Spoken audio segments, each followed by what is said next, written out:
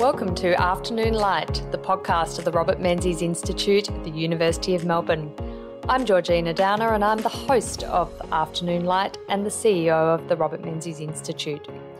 The Institute is a prime ministerial library and museum devoted to upholding the legacy and vision of Sir Robert Menzies, Australia's longest-serving Prime Minister. On Afternoon Light, we explore contemporary issues relevant to Sir Robert's life and legacy with leading thinkers from around the world. Thank you for joining us today. Hello, welcome to the Afternoon Light podcast of the Robert Menzies Institute at the University of Melbourne. And today I am joined by Henry Ergas, who is one of Australia's leading economists and currently, wonderfully for him, resident in Paris and not in lockdown, the eastern part of Australia. Henry, before moving to Paris, was the inaugural Professor of Infrastructure Economics at the University of Wollongong, and he has had extensive teaching experience at universities, including at Harvard's Kennedy School of Government, the University of Auckland, and the École nationale de la statistique et de l'administration économique in Paris. I hope my French pronunciation is okay there. Very much schoolgirl French there. He is also the author of a chapter in the book published by Connaught, Menzies, The Shaping of Modern Australia, and the chapter is entitled The Wealth of the Nation, and he co-authored that chapter with Jonathan Pincus. And today we are discussing Sir Robert Menzies' economic legacy, and a lot of what we will discuss can be referenced in that chapter, particularly the data in that chapter. But welcome to Afternoon Light, Henry. It's wonderful to have you on our podcast. Thank you for inviting me. And Henry, you have obviously written a lot about the Menzies economic legacy. Sir Robert Menzies, when he came to government as Prime Minister in 1949, came at a critical time post-World War II when the Australian economy was really in need of a lot of attention, and there was a lot of real desperation for growth and increased prosperity. And he left in 1966 an Australia that was much richer, it had a much larger population, and it was a much better educated population. It's said by John Howard, former Prime Minister, that Menzies' greatest legacy as a statesman was to lay the foundations of modern Australia. The economic prosperity of the 1950s ensured a good life for larger numbers of Australians than ever before.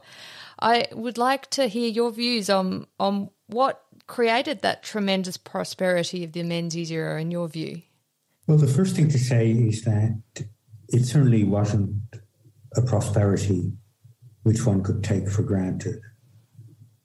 It's important to remember that when Menzies returned to power, to office as Prime Minister, Australia had been through a harsh depression and, of course, the war years. And both periods were periods of great privation and of widespread hardship. The world at the end of the Second World War and in the period of immediate post-war reconstruction was one of extreme uncertainty geopolitically and economically. And by and large, if you go back to that period, most observers were really quite gloomy about what would happen to the world economy and to Australia's place within it, as well as, of course, being fearful in terms of the geopolitical environment and the enormous threats that it placed at a time when nuclear war or atomic war, as it was then called, seemed like a very distinct possibility, if not a relatively high probability. And so that was the context within which the new government came to office. There had been crippling strikes just before it returned to office. There had been an attempt at nationalisation of the banks, which would have had enduring effects in terms of damaging the financial system and through it the economy more generally. And yet, as it turned out, the 50s and 60s were periods of enormous growth and prosperity. So what underpinned that? Well, in narrowly economic terms, the answers are clear enough that what underpinned it was a very high investment rate associated with a high growth rate of population and of family formation. And the high investment rate was the product of very significant private investment in virtually every sector of the economy, but notably in manufacturing. There was also very substantial investment in the service sector and in agriculture. And as well as that, a very high rate of investment in residential construction. And that high rate of investment, in turn, was associated with very low levels of unemployment. I mean, levels of unemployment that we would find unimaginable even against the relatively high employment, low unemployment Howard years, but very low levels of unemployment. I remember that at one point, I believe it was in Adelaide, there were three people who were registered as unemployed. It's hard to imagine, isn't it? Hard to imagine 3 people who registered as unemployed. Wonder what they were up to, those 3 people. Wonder, who knows? Maybe they were loafers or maybe they were between jobs.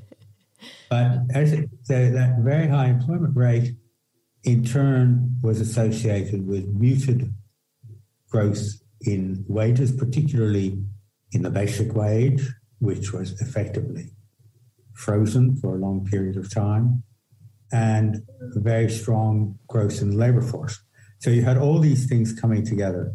You had strong population growth, strong family formation, high level of investment. And in economic terms, that explains the boom, as it were. But of course, surrounding that and making it possible was a relatively stable economic policy framework and a great deal of confidence, ultimately, in the way the economy was being run. I've wanted to talk about the increase in the labour market, in the population. That was obviously one of the key features of the Menzies era.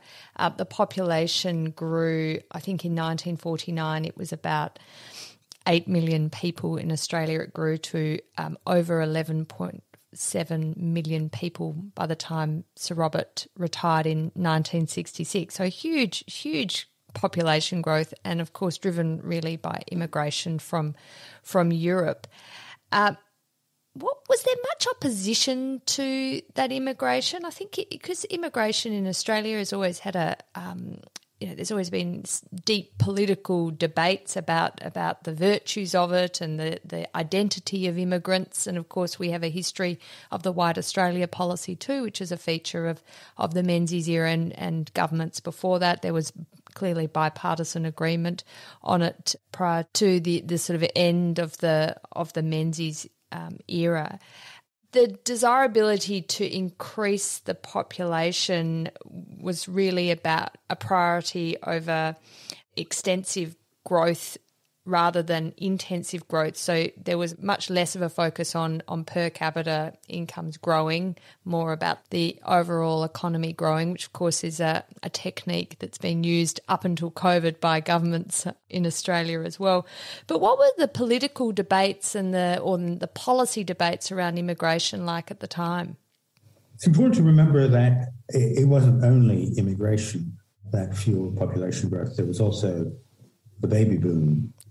And of course, my father was a product of that, as were you. Indeed. So those of us who are boomers are very proud of that period because it produced outstanding people like your father, and even a few people like me. But, you can't always get it right.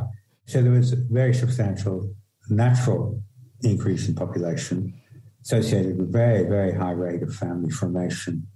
And that fueled demand for residential construction, and an important component of the 1950s, early 1960s growth story was that the Menzies government removed the remaining restrictions on residential construction which were associated with rationing of building materials, and that allowed a residential investment construction boom to occur, and the government facilitated home ownership in a broad range of ways, which led really to the kind of Australia that we've, in a sense, grown used to, or at least have in our minds, even though it's now changing somewhat, where everyone owned their own home, which had not been the case really until then. So there was a natural population growth and then immigration on top of it. Now, historically, Australia was a country of very significant immigration. And in the 1920s, there had been a sustained effort to boost immigration after a rather fallow period immediately before then. And that effort had very mixed results. And ultimately, of course, the Depression brought it to an end. And so when the post-war era started, both sides of politics believed that it was significant and indeed crucial to expand Australia's population. I wouldn't necessarily say that that was entirely economically driven. Indeed, it obviously wasn't. It was, on the contrary, there was a view that became known as populator perish, that had been known as populator perish, that essentially Australia needed to be a larger country so as to be able to defend itself in a highly uncertain world. And that imperative of national defense then coalesced almost naturally with the dominant economic ethos of the period, which was the goal of what was known as national development. And national development was really the idea that Australia was a small economy waiting to become a big economy. And that the way you became a big economy was that you became bigger. And you became bigger by having more people, more capital, more of everything. And that what government's role was to accelerate that process of what economists call factor accumulation. That is, of increasing the stock of labor and of capital in the economy. Was there huge debate about that? There was certainly debate about investment. There was what later became known as a degree of capital xenophobia, in the sense that there was concern about the growth in foreign investment in Australia. The bulk of that came later. Political concern about that really grew over the period.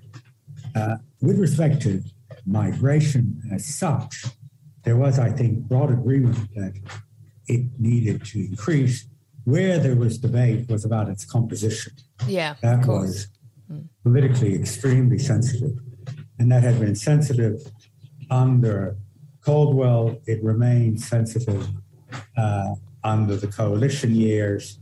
And it took a long time for that really to settle. So in more contemporary debates about immigration, we've had, to put it simply, people who are on the side of a big Australia, which obviously the Menzies era was on the side of a big Australia, that idea of national development, providing a defensive mechanism to the security challenges, as well as that sense that Australia was an immature country, a young country, and needed to grow into a mature country, and a mature country by definition had a more complex economy, but also a bigger population.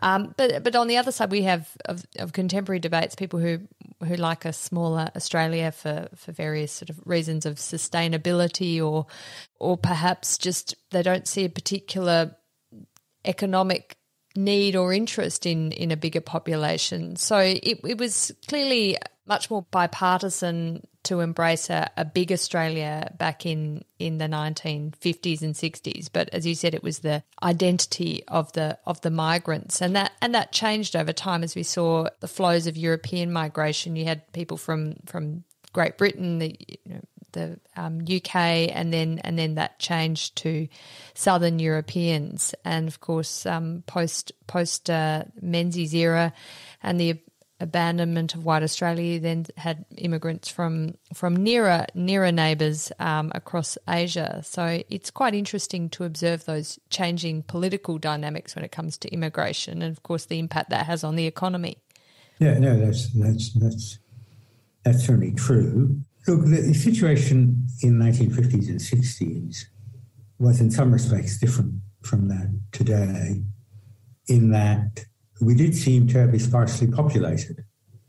And a lot of the growth that could occur and did occur, which nowadays people would perhaps criticize, and which was criticized in the period to some extent, particularly by people interested in the aesthetics of our cities and so on. But the growth that occurred was essentially urban sprawl. I mean, what happened to Australia really was that we had extensive growth of the economy, but we also had extensive growth in that we covered more of the territory. So places like Sydney developed out, Melbourne developed out, and so on. And in that kind of extensive growth, the issues associated with congestion and crowding are much less important because population is being, to at least some extent, dispersed over the territory. The difference today is that a lot more of the growth occurs within settled areas. And so issues, for instance, associated with congestion become more significant. And it also becomes much costlier to expand infrastructure. If you're increasing population or settlement radially, then you're essentially building in greenfields sites where the costs of building are quite low.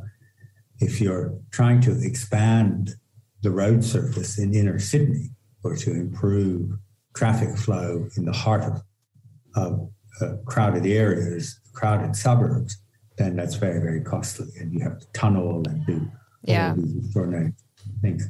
So the issues at the time were seen very, very different. People's expectations were also much lower. Expectations, for instance, in terms of what kind of infrastructure they had. You know, places like Brisbane had enormous, extensive growth in the settlement area, but very little growth in the sewerage network until the 70s. Oh, really? Goodness me. Oh. Most didn't have piped sewerage. Most of the blue areas didn't have piped sewerage. And if you were dealing with people who were coming from, certainly if they were coming from the Mediterranean, from Southern Europe, they had lower expectations. They came to work and they came to have a better life for their children. And so all of that made those lower levels of infrastructure provision more acceptable. Yeah, well, certainly the migrants of the 50s and 60s were highly motivated, weren't they, to work and to save, and they needed to do that to buy a house. And, of course, home ownership increased enormously during the Menzies era, I think from 49% in 1949 to 70%. It finished up in 1966. But it's often talked about that Menzies wasn't very interested in economics, in economic policy. He was incredibly interested in certain policies like education, and of course became very, very well known, and one of his great legacies is the work he did as an international statesman. But as an economic philosophy, is there something that you can characterise Menzies as having? Obviously, it was the age of Keynes, and there was that focus very much on extensive economic growth and full employment, not really a focus like we have today on taxation rates and the expenditure of the governments to redistribute income. He was very, very passionate about driving private enterprise, and even in his Forgotten People speeches, he's a real passionate advocate for the importance of that for individual dignity. But he did have a much more expansive view of the role of government than the modern day liberal governments have these days, although actually COVID's probably turned that back on its head and we're back to a more Menzian view for the conservative side of politics of the role of government. But what do you think, Henry, about Menzies' economic philosophy, if there was one? Look, I think at the heart of Menzies' economic philosophy was the notion that really the role of government was essentially to make it possible for people to help themselves.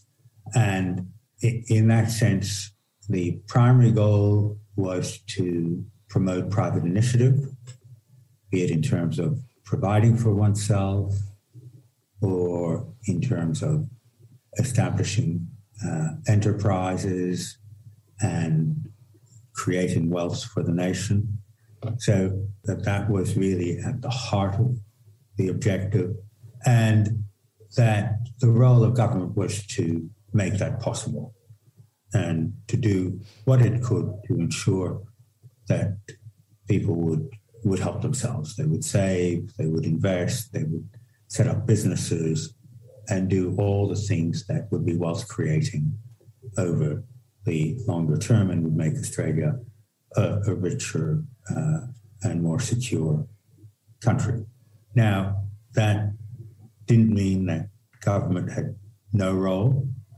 On the contrary, Menzies was very pragmatic in terms of what governments could or should do. But the role was a supporting role rather than as the lead actor. It was the scenery. It wasn't the play. And the play was being played out by the people on the stage. And the people on the stage were individual workers, were families, and farmers and businesses.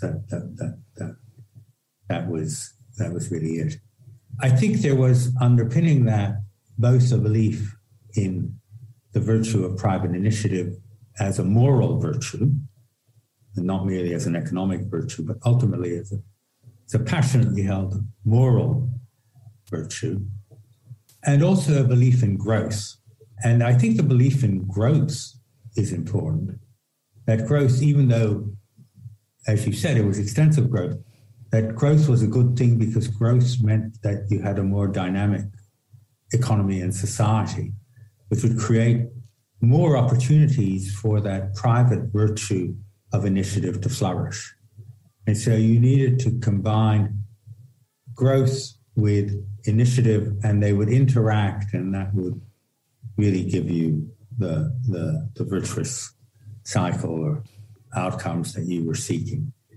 I'm not sure that Menzies had a great deal of interest in economic policy in a narrow sense, and I suspect he didn't, but he had instincts. Yeah. And the instincts were really what mattered in the long run. And the instincts were not bad instincts. They were instincts that ultimately, for growth to be sustainable, it had to be based on initiative. And for initiative to be possible, there had to be a relatively stable framework within which people could take long-term decisions. And that's what his government tried to do.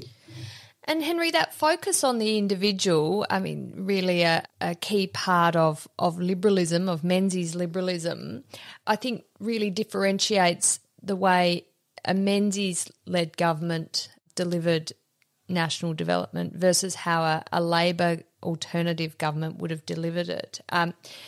He's different from the sort of the liberal economic tradition that came in the 70s and 80s, where there was obviously dismantling of tariff protection. I mean, tariff protection was a key feature of the 50s and 60s, and it was again bipartisan. The industries were protected by high tariffs, and there were subsidies, and it was marketing schemes for the agricultural industry that protected markets, the Australian domestic markets. And then another feature, of course, was wage arbitration system that was again pretty arcane and pretty illiberal in some respects. But how would a Labor alternative have done things differently? Well, let me just say at the outset, Menzies was different not only relative to the Liberals of the 1980s or broadly of the period since then, but also to, in important respects, to Deaconite liberalism. Yes.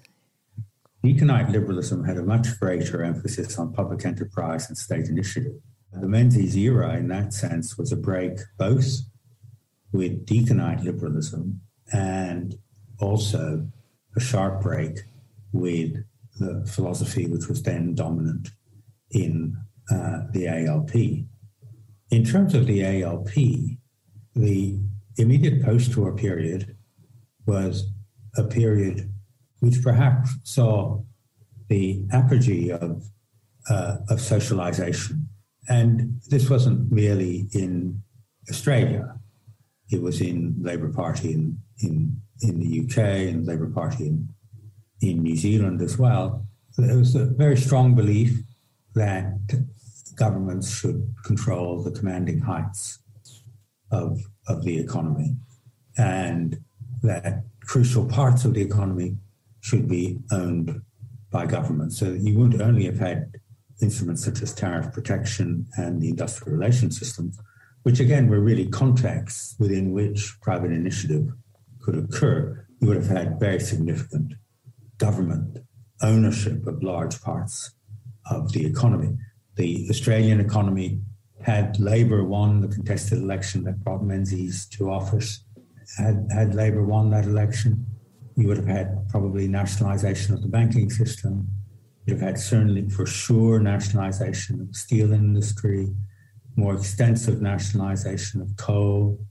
It's difficult to know where it would have ended, but what can be said for sure is that we would have looked much more like the UK did under Attlee in terms of the range of industries that would be brought under government ownership and control.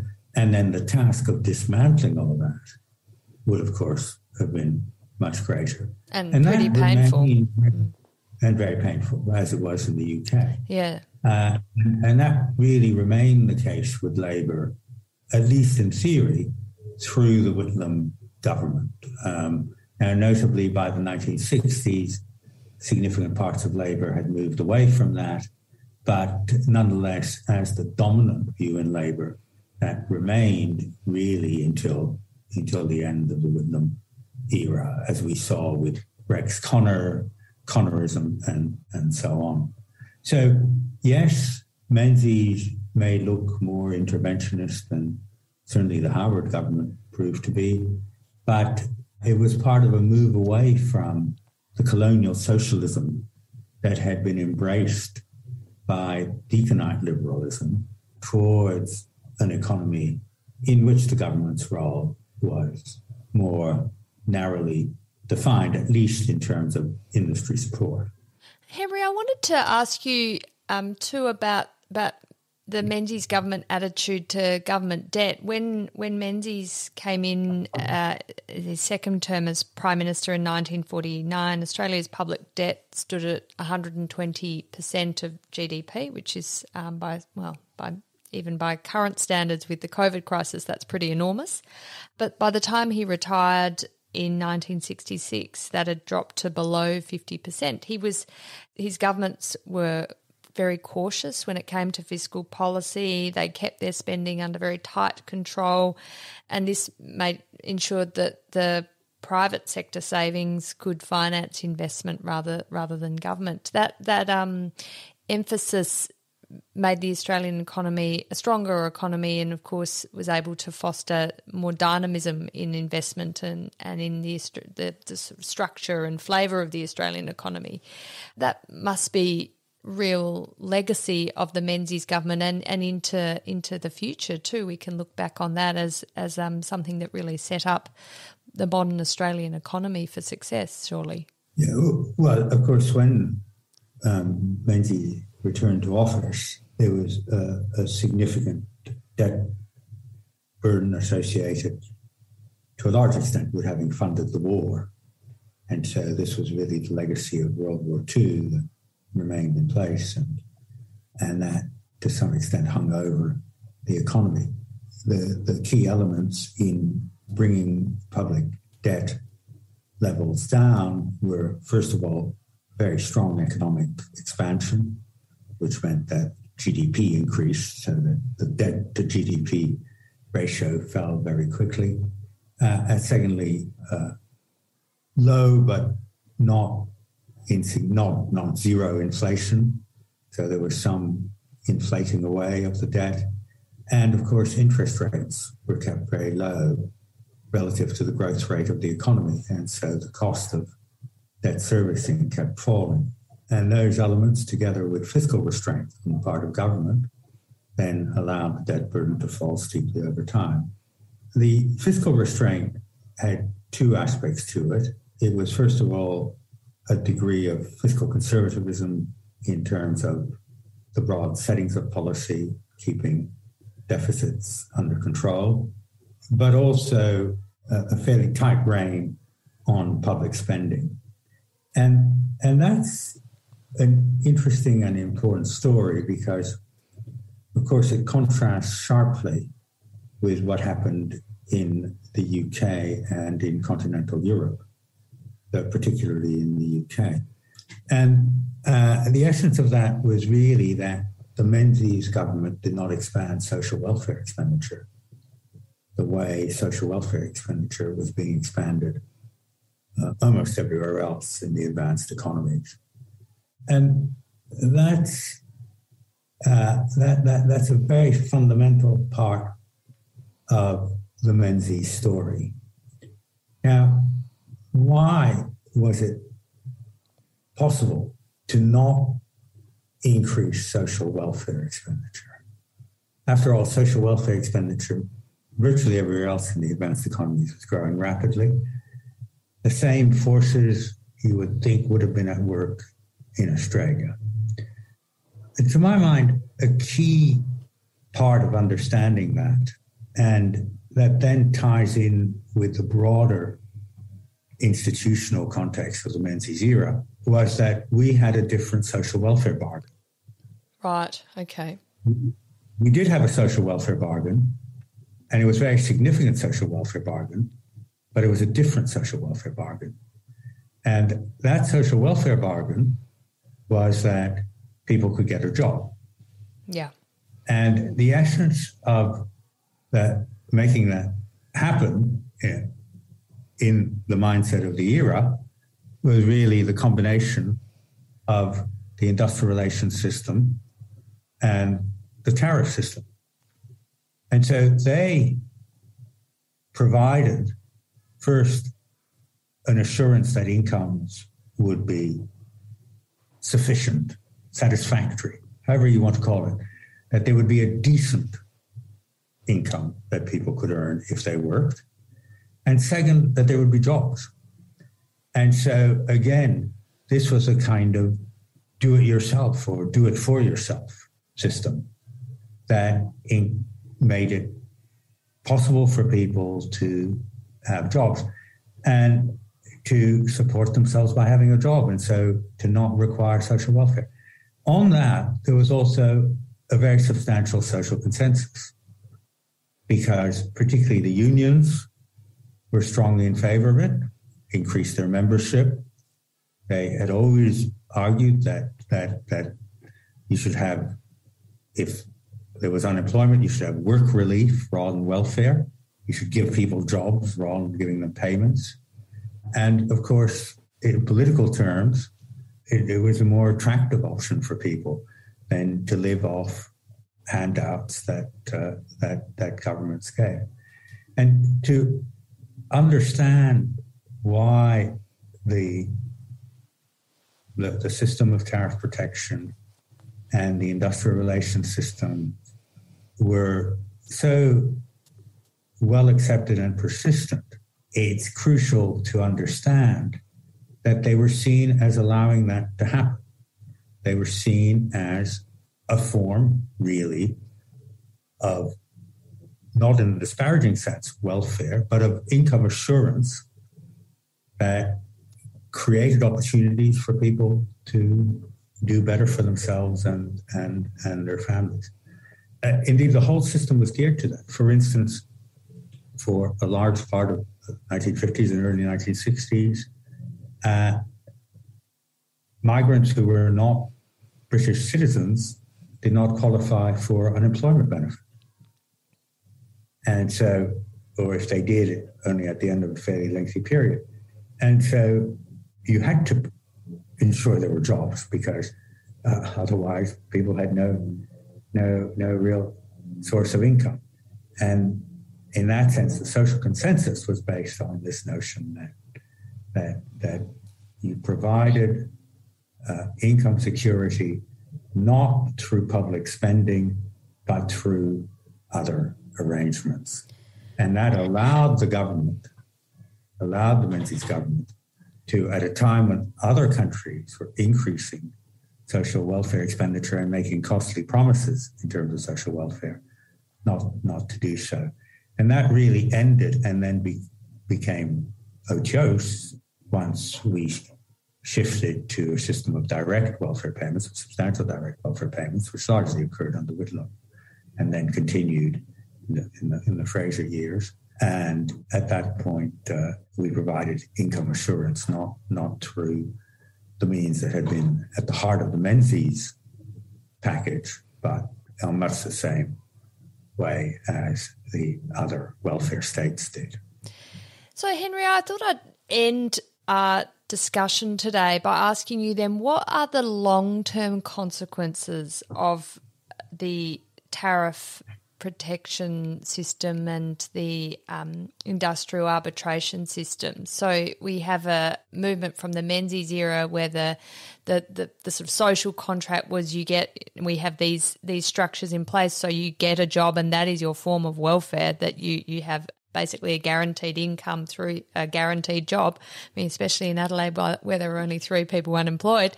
Moving to the Whitlam era where there was an expansion of social welfare and a real shift in the way Australian attitudes towards an income guarantee were placed. So, but we're still left with the tariff protection system and the industrial arbitration system, and we have the industrial arbitration system still to this day. So while we have almost minimal tariffs, I mean, I think they're under the average tariff in Australia is under 5% now. It's almost nothing.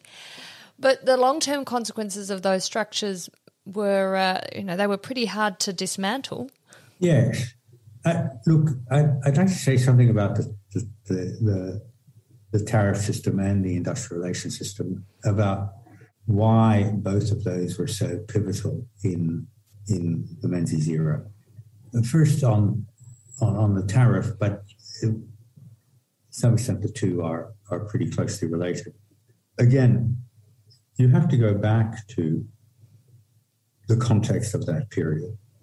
And the context of that period was a context where, even though now we look on the Menzies era as a period of very sustained economic growth, but in reality, at the beginning of the period, there's a great deal of economic uncertainty and insecurity, just as there was a great deal of geopolitical uncertainty and insecurity. And national development was not merely an economic objective, it was crucially a political objective.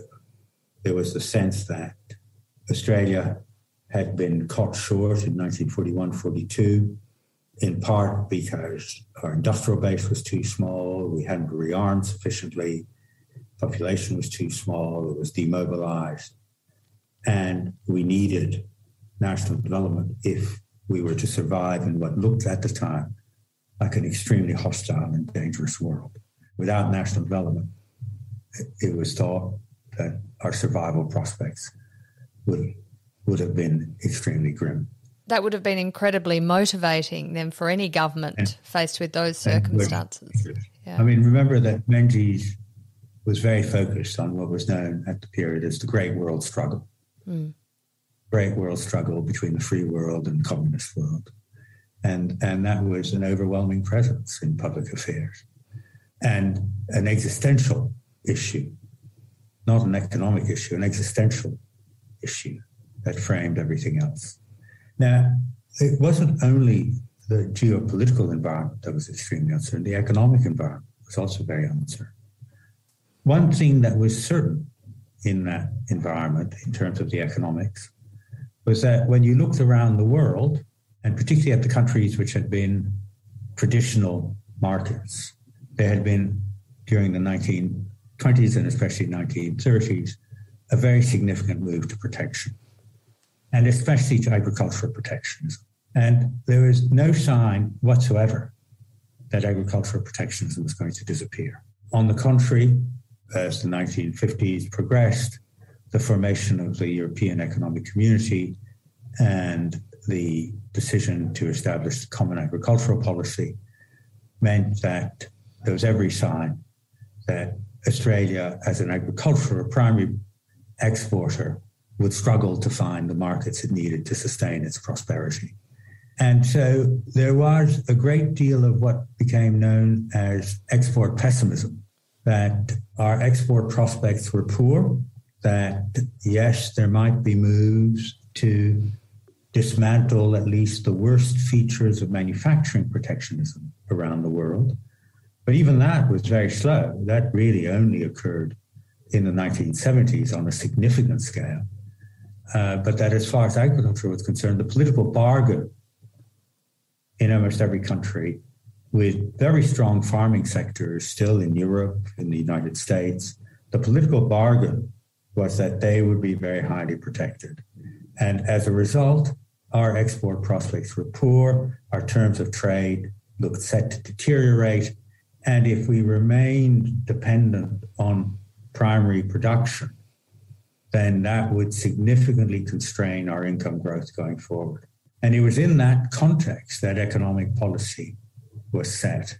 And it's, to my mind, it's one of the great mistakes of people looking back on that era, not to understand the fear that there was, and a reasonable fear about what Australia's prospects were. Now, two things fundamentally changed that. The first thing was that it turned out that even with deteriorating prices in real terms, world prices in real terms, for agricultural commodities, and they didn't deteriorate as much as expected, but even with deteriorating prices in real terms for agricultural commodities, our agricultural sector could increase its productivity so rapidly, and it did, that it remained highly profitable or reasonably profitable. Now, we managed to mess it up through support schemes, but nonetheless, underlying comparative advantage in agriculture remained strong. The second, even greater factor was the mining booms. Beginning in the early 1960s and accelerating through the 1960s, it became clear that we were going to have this enormous mining sector, and that would take over the locomotive role that wool and to some extent wheat had played until then. And so that the export pessimism which framed economic policy, okay, and meant that we, in a way, we could not afford manufactured imports, that export pessimism really vanished in the period that stretches from then to now.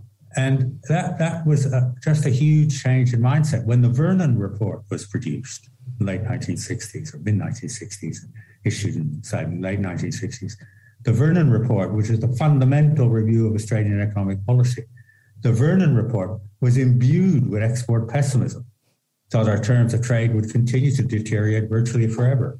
Well, that's a bit of an exaggeration, but certainly that we faced deteriorating terms of trade. By that point, in fact, the situation had turned around, and we were in the throes of the first mining boom. Once those things happened, then we could move away from the old system of tariff protection. And that was really the key condition. Now, was that painless? No, it wasn't painless. Structural adjustment never is. Was it a good thing to move away? Yes. Should we have started moving away earlier? Probably, but hindsight is a great thing. You needed to have a degree of consensus, some consensus. And until then, we really didn't have it if you were to make such a fundamental change. Now, industrial relations is to some extent the same story. There was a perception that our history was a tumultuous history of industrial relations, and that the industrial relations system, for all its flaws, provided a degree of social peace and provided a context within which economic expansion could occur. It's, again, important to remember the situation we were in. At the time, the industrial relations system, and the Commission in particular, had its critics, had very harsh critics. Those critics were the communists in the union, and the communist control unions. They saw the industrial relations system as a capitalist plot. was a plot to keep down the workers, right? Because it did keep wages pretty stable. And it kept wages under control until the 1960s, when an overheated labour market essentially blew the system up. But the system's critics, right, were those who believed that it was essentially a capitalist plot. And the coalition that supported the system was in many respects quite a conservative coalition. It was the people who formed the DLP, who were strongly entrenched in the unions. It was the conservative right wing of Labour, and it was a large part of manufacturing enterprise, which saw the system as providing a degree of stability. And it also allowed, must be said, a degree of cartelization of the economy. It took wages out of competition, did all kinds of bad things. But why was it so well accepted? Because it underpinned social consensus. And perhaps most of all, it seemed to work. It seemed to work. If you go back to the accounts of the visits that were paid by foreign experts coming to Australia in the 50s and 60s, and you read what they had to say, they were dumbstruck in admiration at our industrial relations system. They thought it was an absolute little gem. Right? You were coming from the UK, they thought it was marvelous.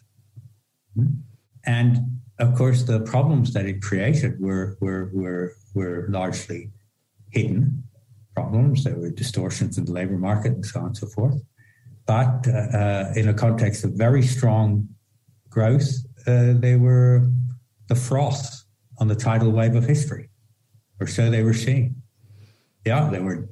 Everyone knew by the 1960s that there were real problems, but they thought, this was on balance good. Yes, the benefits outweighed the negatives. The benefits outweighed the cost. Yeah. And it's.